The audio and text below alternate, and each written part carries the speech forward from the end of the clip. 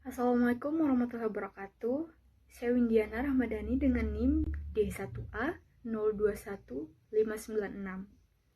Di sini saya akan menjabarkan atau menjelaskan beberapa materi dari hukum acara MK yang saya ketahui.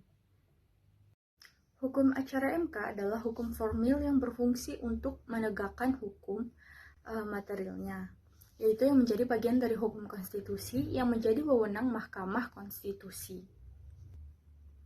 Kemudian ada karakteristik dan asas-asas hukum acara MK. Nah, karakteristik dari hukum acara MK yaitu hukum acara MK memiliki karakteristik khusus karena hukum material yang hendak ditegakkan tidak merujuk pada undang-undang atau kitab undang-undang tertentu, melainkan konstitusi sebagai hukum dasar sistem hukum itu sendiri. Kemudian ada asas-asas hukum acara MK. 6 asas dalam peradilan MK yaitu yang pertama ius curia novit, yang kedua persidangan terbuka untuk umum, yang ketiga independen dan imperial, yang keempat peradilan dilaksanakan secara cepat, sederhana, dan biaya ringan, yang kelima hak untuk didengar secara seimbang, dan yang keenam hakim aktif dan juga pasif dalam persidangan. Sumber hukum acara MK dan kekhususan hukum acara MK. Terdapat sumber hukum formil dan material. Sumber hukum formil hukum acara MK adalah ketentuan hukum positif yang mengatur hukum acara MK atau paling tidak terkait dengan hukum acara MK. Sumbernya bisa dari hukum formil, yaitu seperti sumber langsung, yaitu terdapat pada Undang-Undang Dasar Negara Republik Indonesia tahun 1945. Yang kedua dari Undang-Undang Nomor 24 Tahun 2003 tentang Mahkamah Konstitusi beserta Undang-Undang Nomor 8 Tahun 2011 tentang perubahan, dan juga dari Undang-Undang Nomor 24 Tahun 2003 tentang Mahkamah Konstitusi, Peraturan Mahkamah Konstitusi. Dan juga dari material sumber tidak langsung yaitu Undang-Undang Hukum Perdata, Hukum Acara Peradilan Tata Usaha Negara, dan Hukum Acara Pidana Indonesia. Kemudian dari pendapat sarjana atau doktrin, dan yang terakhir dari hukum acara dan jurisprudensi MK di negara lain. Karakteristik khusus peradilan MK.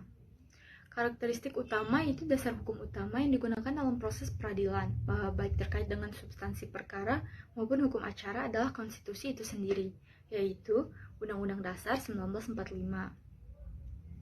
Walaupun terdapat berbagai ketentuan undang-undang dan PMK sebagai dasar memeriksa, mengadili, dan memutus perkara, namun ketentuan tersebut digunakan sepanjang dinilai tidak bertentangan dengan Undang-Undang 1945. Hal ini tidak terlepas dari sifat wewenang MK yang pada hakikatnya adalah mengadili perkara-perkara konstitusional. Wewenang dan kewajiban MK. Ada 5 wewenang dan kewajiban MK sesuai pasal 24C ayat 1 dan 2 Undang-Undang Dasar 1945. 1. Menguji undang-undang terhadap Undang-Undang Dasar.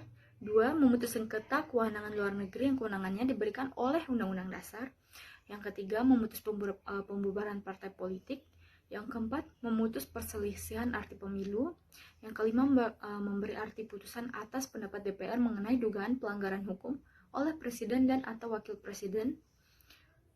Cuma 5. Struktur dan mekanisme kerja MK.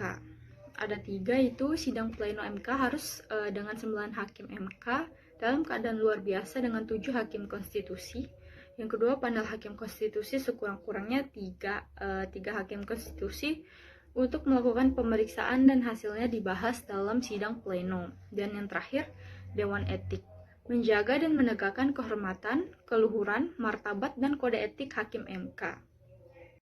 Kemudian masuk ke permohonan penggabungan perkara, beban pembuktian, alat bukti, dan jenis serta sifat persidangan. Permohonan penggabungan perkara. Mengenai ganti kerugian terdapat dalam hukum perdata maupun dalam hukum pidana. Namun antara keduanya memiliki perbedaan.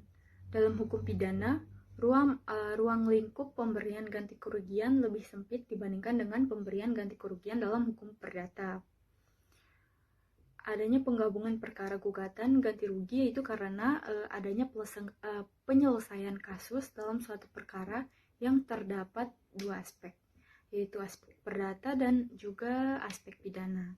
Adanya kedua aspek tersebut dalam suatu perkara yang sama dapat menimbulkan adanya perkara pidana dengan gugatan ganti kerugian.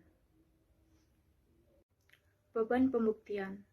Beban pembuktian menurut teori alternatif, teori yang menyatakan bahwa beban pembuktian dibebankan kepada pihak yang mendalilkan sesuatu, bukan kepada pihak yang mengingkari atau membantah sesuatu atau pembuktian negatif. Alat bukti menurut pasal 36 ayat 1 Undang-Undang Nomor 24 Tahun 2003 menentukan alat bukti meliputi 1. Surat atau tulisan, yang kedua keterangan saksi, yang ketiga keterangan ahli, keempat keterangan para pihak, kemudian ada petunjuk, dan yang terakhir alat bukti lain berupa informasi yang diucapkan, dikirimkan, diterima, atau disimpan secara elektronik dengan alat optik atau serupa dengan ini. Demikian penjabaran materi dari saya. Wassalamualaikum warahmatullahi wabarakatuh.